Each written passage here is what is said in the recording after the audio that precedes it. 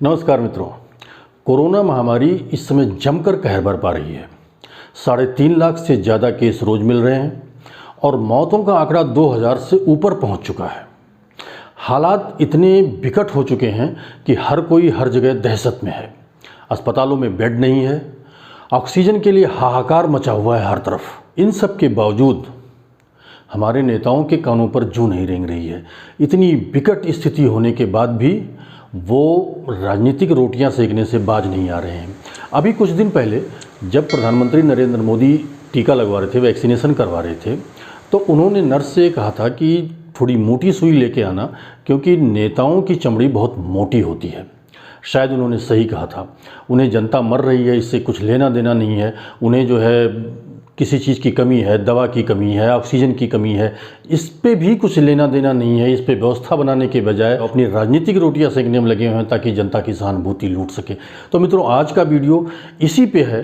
इस वीडियो में मैंने कुछ नेताओं के बारे में इस तरह की जानकारियाँ दी हैं जिससे आपकी आँखें खुल जाएंगी। तो इस वीडियो को पूरा देखिएगा। तो आइए चलें।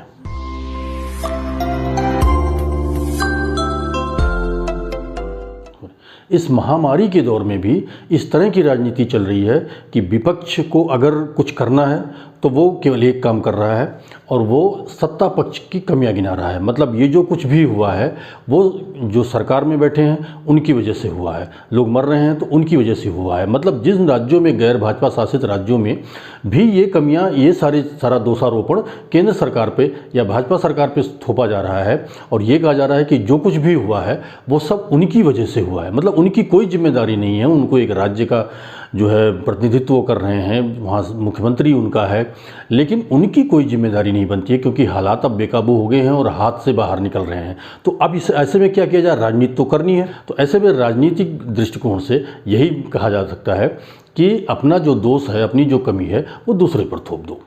सबसे पहले हम बात कर लेते हैं दिल्ली की। 2.5 से 3 करोड़ के करीब दिल्ली की जनसंख्या है और यहाँ आज के दिन में 20,000 से भी ज़्यादा, मतलब कुछ मौक़ों पे तो 28,000 तक के करीब 30,000 तक का आंकड़ा पहुँच चुका है, संक्रमित मिल रहे हैं। 300 से 400 लोग के करीब मौतों का आंकड़ा हो चुका है। यहाँ भी हालात वही हैं कि अस्पतालों में बेड नहीं है, जो ऑक्सीजन के लिए लोग मारे मारे घूम रहे हैं। लेकिन यहाँ के मुख्यमंत्री इसके बावजूद, इतना सब कुछ होने के बावजूद, अपनी राजनीतिक रोटियां सेकने से बाज नहीं आ रहे हैं। यहाँ आकलन क्या कर रही हैं कि जो यहाँ के जो मुख्यमंत्री हैं और उनकी जो टीम है वो आखिर क्या आकलन कर रहे हैं इस महामारी के बारे में, ये मेरी समझ से परे है। 13 अप्रैल को दिल्ली सरकार के स्वास्थ्य मंत्री आकर ये कहते हैं कि दिल्ली में न तो बेड की कमी है और न ही ऑक्सीजन की कमी है, इसलिए दिल्ली के लोग घबराएं ना। लेकिन इस 2 या 3 दिन के बाद ही जो है सरकार को लगता है कि नहीं, अरे ये तो बहुत गलत हो गया, यहाँ तो बहुत सारी चीज़ें कम हैं। मुख्यमंत्री सोशल मीडिया पर जाकर, मीडिया के सामने आकर ये बताते हैं कि जिस तरह के हालात चल रहे हैं उसमें बेड की कमी भी हो गई है अब दिल्ली में और ऑक्सीजन भी कुछ समय के लिए बचा है। अब उन्हें कौन बताए ये? मतलब ये एक तरह से पैनिक फैलाने का काम किया गया कि लोगों में और जो है दहशत का माहौल बन गया। लोग जो है और दहशत में आ गए। इस तरह का पैनिक फैलाया गया। मतलब अगर ऑक्सीजन की कमी है या बेड की कमी है तो आप इसकी व्यवस्था करेंगे या फिर टीवी पे या सोशल मीडिया में आके, या फिर जो है आप जो मीडिया को खुद प्रेस कॉन्फ्रेंस बुला के आप ये बताने की कोशिश करेंगे कि अब इन सारी चीज़ों की कमी हो रही है और इससे हालात और बिगड़ सकते हैं। या फिर केंद्र सरकार से आप जो है बैठ के एक मीटिंग करते और उनसे बताते कि दिल्ली के हालात ये हो गए हैं और इसमें जो है स्थिति बहुत बिगड़ रही है, इसमें ऑक्सीजन की ज़रूरत पड़ेगी और इसके अलावा जो है इसमें बेड की और आवश्यकता पड़ रही है। तो इसकी और व्यवस्था करानी चाहिए थी कि जनता में पैनिक ना फैले। लेकिन आपने खुद जनता में पैनिक फैला दिया। एक और ऐसी दूरदर्शितापूर्ण कार्रवाई की थी केजरीवाल ने। 18 तारीख को उन्होंने लॉकडाउन की घोषणा की थी 6 दिन की। उसके एक दिन पहले वो टीवी पे आए थे और उन्होंने ये कहा था ये छोटा सा लॉकडाउन है, 6 दिन का, दिल्ली छोड़ के मत जाइएगा। मतलब यहाँ भी आकलन करने में वो फेल साबित हुए पूरी तरह से कि 6 दिन में इतना भयावह जो स्थिति है वो 6 दिन में कैसे जो है स्थिति इतनी सामान्य कैसी हो जाएगी। लेकिन उन्होंने ये अपील की किसी को कहीं बाहर जाने की ज़रूरत नहीं है, किसी को अफरा तफरी जैसा माहौल बनाने की आवश्यकता नहीं है। लेकिन मजदूरों ने उनकी बात नहीं मानी और वो जो है वो, या तो उन्हें पता था कि केजरीवाल साहब हैं ये तो ऐसे ही कहेंगे और ये स्थिति खतरनाक होगी, क्योंकि पिछली बार से वो सबक ले चुके थे और पिछली बार से वो जान भी चुके थे कि केजरीवाल जो है कितने जो है रिस्पॉन्सिबल आदमी हैं और कितने मजदूरों को लेकर वो जो है अपनी जिम्मेदारी को समझते हैं। इसके बाद फिर एक बार वही स्थिति बनी कि वहाँ दिल्ली में लॉकडाउन शुरू हो गया 18 तारीख को, और उसके बाद सीमा पर, दिल्ली और यूपी सीमा पर मजदूरों का जमावड़ा शुरू होने लगा। हालांकि उत्तर प्रदेश सरकार ने जो है तुरंत कार्रवाई करते हुए और कई बसें लगाई जिससे मजदूर अपने घर पहुंच पाए, और इसके बाद फिर वहाँ लॉकडाउन की स्थिति शुरू हो गई। केजरीवाल साहब ने ये तो कह दिया वहाँ आके कि 6 दिन का थोड़ा सा लॉकडाउन, छोटा सा लॉकडाउन लग रहा है, लेकिन जो रोज़ कमाने वाले हैं, रोज़ खाने वाले हैं, उनके बारे में कोई योजना नहीं बनाई कि वो कहाँ से खाएंगे, कहाँ से कमाएंगे। अब मान लीजिए अगर वो उनकी बात मान के रुक गए होते तो आज आपने फिर एक लॉकडाउन लगा दिया, फिर लॉकडाउन को 1 सप्ताह के लिए बढ़ा दिया, 15 दिन तक वो कहाँ जाते, किस स्थिति में रहते, उनके लिए क्या व्यवस्था की आपने? कोई कार्य योजना, अपनी ठोस कार्य योजना उनके लिए नहीं बताई कि उनकी क्या स्थिति है और वो कैसे कहाँ रहेंगे। तो ये स्थिति थी, और कोरोना से मर रहे थे, उसके बाद लोग वहाँ भूख से मरने लगते। तो केजरीवाल दूरदर्शितापूर्ण रवैया अपनाए रहे, वो उन्होंने कहीं भी अपनी जिम्मेदारी को नहीं समझने की कोशिश की। इसके अलावा एक और चीज़ मैं आपको बताऊं कि केजरीवाल अपने हर भाषण में ये कहते रहे हैं कि हम दिल्ली की स्वास्थ्य सेवाओं को बहुत ऊपर पहुंचा देंगे, बहुत ऊंचाई पहुंचा देंगे, मतलब वर्ल्ड लेवल का बना देंगे, और हमने इतने सारे हॉस्पिटल बनवा दिए, इतने सारे फ्लाईओवर बनवा दिए हैं। 2015 से 2019 के बीच में दिल्ली में बहुत काम हुआ है। इस दौरान एक और मामला हो गया। 2019 को नसीरपुर निवासी तेजपाल सिंह ने एक RTI दायर कर दी केजरीवाल के इस कहने पे, और उन्होंने राज्य के स्वास्थ्य महानिदेशालय से ये पूछा कि 2015 से लेकर 2019 के बीच में स्वास्थ्य सेवाओं में क्या काम हुआ है, क्या उच्चीकरण किया गया है, अस्पतालों में कितने बेड बढ़ाए गए हैं। तो वहाँ से जो जवाब आया वो बड़ा ही जो है चौंकाने वाला था। स्वास्थ्य निदेशालय ने ये कहा उनकी उस RTI का जवाब देते हुए कि 2015 से 2019 के बीच में एक भी हॉस्पिटल दिल्ली में नहीं बनाया गया, न किसी हॉस्पिटल का उच्चीकरण किया गया है, न किसी हॉस्पिटल में बेड बनाए गए हैं। कोई आधुनिकता की तो बात ही छोड़ दीजिए कि कोई हॉस्पिटल को बहुत ज़्यादा आधुनिक बनाया गया हो जिससे लोग वहाँ परेशान ना हो, तो ऐसा कुछ नहीं किया गया। हाँ, मोहल्ला क्लिनिक एक उन्होंने शुरू किया था, और मोहल्ला क्लिनिक के बारे में ये बताया जा रहा था कि मतलब हर मोहल्ले में एक क्लिनिक खोला गया कि कहीं वो जाएंगे, लोगों को कोई दिक्कत हो रही तो तुरंत उस मोहल्ला क्लिनिक में पहुँचे। लेकिन ये व्यवस्था तो फ्लॉप हो गई कुछ दिन में, क्योंकि उसमें ना तो डॉक्टर की व्यवस्था की गई और ना ही किसी इस तरह की व्यवस्था की गई। और आज इस महामारी के दौर में शायद अगर ये व्यवस्था ठीक ठाक हुई होती तो मोहल्ला क्लिनिक जो है बहुत अच्छी तरह से काम करता, और मोहल्ला क्लिनिक अपनी जिम्मेदारियों से मतलब बहुत सारे लोगों को जो है वो राहत मिल सकती थी मोहल्ला क्लिनिक से। लेकिन ऐसा कुछ नहीं किया गया, ऐसा कुछ करने की जहमत भी नहीं उठाई गई। ना तो मोहल्ला, अब तो मोहल्ला क्लिनिक तो कहीं किनारे हो गया,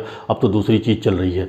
तो अगर मुख्यमंत्री जी ने थोड़ा सा भी दूरदर्शितापूर्ण रवैया अपनाया होता और थोड़ा सा जो अपनी हठधर्मिता थी या जो अपना ईगो था वो से किनारे रखे होते और केंद्र सरकार से बात की होती और इन सारी चीज़ों पे उन्होंने जो है अमल किया होता तो शायद दिल्ली में हालात ऐसे नहीं होते। ऐसे ही एक प्रदेश और है और वो है महाराष्ट्र। महाराष्ट्र में मित्रों मैं आपको बता दूं कि महाराष्ट्र में सबसे पहले ये स्ट्रेन शुरू हुआ, जो सेकंड वेव हम जिसको कोरोना का जो सेकंड वेव कह रहे हैं, ये स्ट्रेन सबसे पहले महाराष्ट्र में शुरू हुआ। लेकिन जब शुरू हुआ ये मेरे ख्याल से जनवरी फरवरी का मामला रहा होगा, जब वहाँ केस और बढ़ने लगे। सेकंड वेव आया तो वो तो बहुत ही खतरनाक हुआ और सबसे पहले जो शुरुआत हुई वो महाराष्ट्र से हुई। महाराष्ट्र में करीब 12-13 करोड़ की जनसंख्या है और 12-13 करोड़ की जनसंख्या में आज के दिन 60,000 से 70,000 के बीच संक्रमित रोज मिल रहे हैं और मरने वालों का आंकड़ा तो आप समझ ही सकते होंगे कि किस कदर जो है बढ़ गया। ऑक्सीजन को लेके, हर चीज़ को लेके वहाँ भी हाहाकार मचा हुआ है। मतलब एक तो एक सामान्य सी स्थिति है कि जिस कदर जिस संख्या में लोग बीमार हो रहे हैं, कहीं भी किसी भी सरकार में किसी भी प्रदेश की सरकार हो तो वहाँ जो है इस तरह की बेड की व्यवस्था इतनी ज़्यादा नहीं होती, क्योंकि इतने ज़्यादा हॉस्पिटल नहीं, इतने ज़्यादा इंफ्रास्ट्रक्चर नहीं है कि जो है तुरंत इतने सारे लोगों को ट्रीटमेंट किया जा सके। लेकिन वैकल्पिक व्यवस्था पर विचार किया जा सकता था अगर समय रहते, लेकिन ऐसा नहीं किया गया। और जब बात हाथ से आगे निकल गई तो फिर सरकारों ने क्या किया, एक दूसरे पर दोषारोपण करना शुरू कर दिया।